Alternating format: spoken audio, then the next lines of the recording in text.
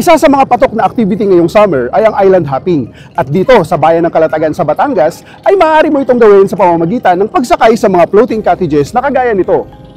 At bibisitahin natin ang isa sa mga kliyente ng Card SME Bank na ito ang pangunahing hanap buhay. At tatanungin natin siya kung paano bang nakatulong ang Card sa paglago ng kanilang negosyo. Tara, samahan niyo ako.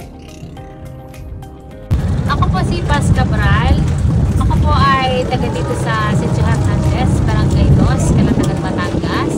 Ako po ay nag-start sa Card ay 2016, March 2016. Nakasali po ako sa Card kasi nangailangan ako ng puhunan sa savings. Kami po kasi ay nagsisavings before. Nag-start po ako sa 5,000 and then nakarinyo hanggang inabot po ako ng loan ko ngayon. Nagpapaloan ko sa Card na uso ang bansa. Yun po, nagpagawa po ako ng bansa doon sa merong loan ko sa Card noong mga ilang cycle na ako.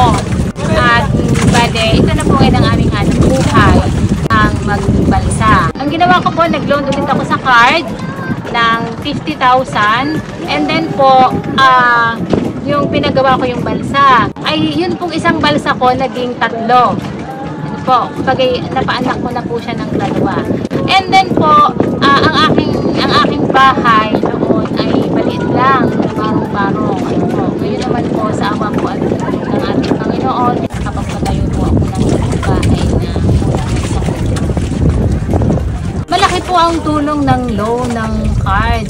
Basta lang po talagang gagamitin mo sa business. Hindi naman po naging mabigat ang pagbabayad.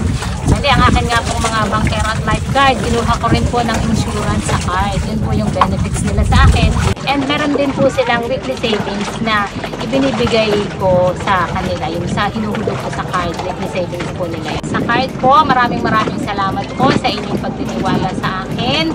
From 2016 up to present po, ako po ay member ng Card. At talaga pong masasabi kong napakalaki pong tulong ng inyong programa para po sa kagaya namin mga maliliit na entrepreneur. Maraming salamat.